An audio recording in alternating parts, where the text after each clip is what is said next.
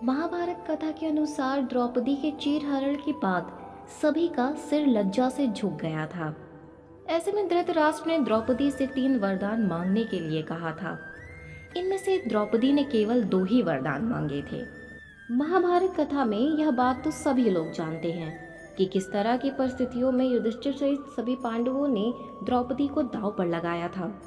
शकुनी और दुर्योधन ने इस प्रकार धर्मराज युधिष्ठिर और पांडवों के दिमाग से खेला कि वह खो चुकी चीजों को वापस पाने की आस में एक के बाद एक सब कुछ दांव पर लगाते गए।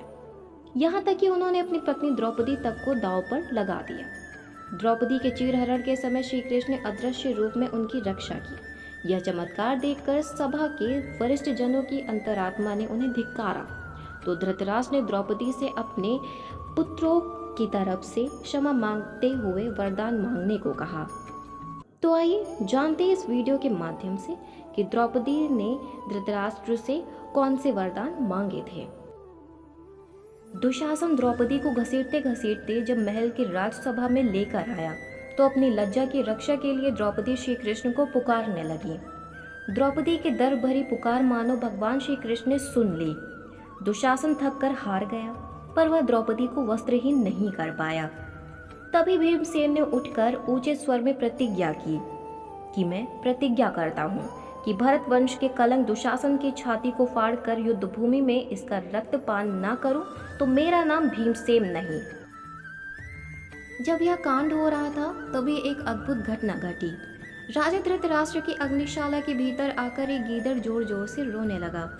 उसके शोर से गधे भी रेंकने लगे और गिद्ध आदि पक्षी भी चारों ओर भयानक अशुभ सूचक शब्द करने लगे। विदुर, गांधारी, द्रोण आदि सभी ने उस पर विचार किया और धृतराष्ट्र को भविष्य के प्रति सचेत किया। धृतराष्ट्र ने दुर्योधन को फटकारते हुए कहा, अरे अधर्मी, तुम इस काम से जीते जी ही मारे गए हो। दुर्योधन, अपने ही कुल की स्त्री का अपमान करते तुझे लज्जा नहीं आई? उसके बाद अपने कुल के कल्याण की सोचते हुए धृतराष्ट्र ने द्रौपदी से कहा, पुत्र वधु द्रौपदी, तुम मेरी पुत्र वधुओं में सर्वश्रेष्ठ एवं धर्मपरायण सती हो।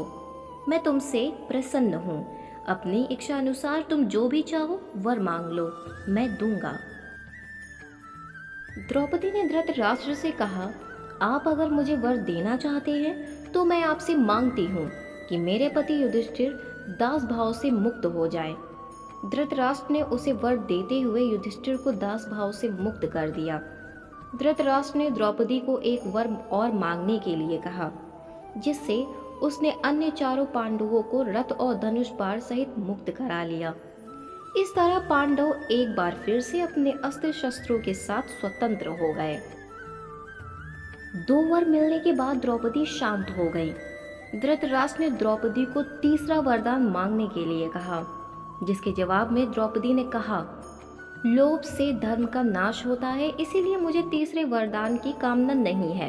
ये मेरे पति देव विपत्ति से मुक्त हुए, यही बड़ा वरदान है। आगे ये लोग अपने पुण्य कर्मों द्वारा स्वयं अपना कल्याण करेंगे। इस प्रकार द्रौपदी ने सभी पांडवों को फिर प्राप्त कर लिया। दुर्योधन ने युधिष्ठिर का सारा धन लौटा दिया और समझा बुझाकर उन्हें इंद्रप्रस्थ जाने का आदेश दिया। 5 पांडव रथों में बैठकर कुंती और द्रौपदी सहित इंद्रप्रस्थ के लिए रवाना हो गए। तो अब यह वीडियो यहीं समाप्त होती है। उम्मीद है आप सभी को यह वीडियो पसंद आई होगी। वैसे अगर हमारी वीडियो से जुड़ा आपके कुछ सवाल है तो वो आप हमें नीचे दिए गए कमेंट बॉक्स में बताएं। हम आप तक सही जानकारी पहुंचाने का प्रयास करते रहेंगे। वीडियो को लाइक और शेयर करना ना भूलें और ऐसी ही वीडियोस के लिए हमारे चैनल को ज़रूर सब्सक्राइब करें। अब मिलते हैं किसी नई जानकारी के साथ, तब तक के लिए राधे राधे।